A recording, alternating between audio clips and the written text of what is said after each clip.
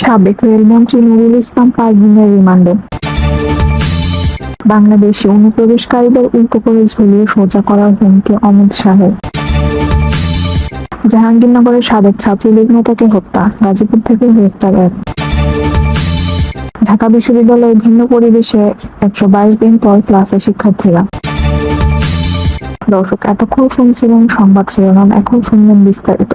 তার আগে আপনাদের কাছে অনুরোধ থাকবে আমাদের চ্যানেলটি সাবস্ক্রাইব করে পাশে থাকা বেল আইকনটি অন করে দিন।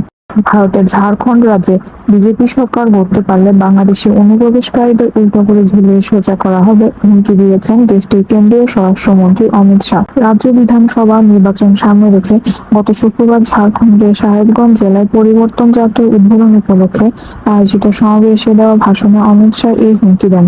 জেলার সাঁওতাল পরগনায় আয়োজিত সমাবেশে বিজেপি নেতৃত্বাধীন কেন্দ্রীয় সরকারের স্বরাষ্ট্র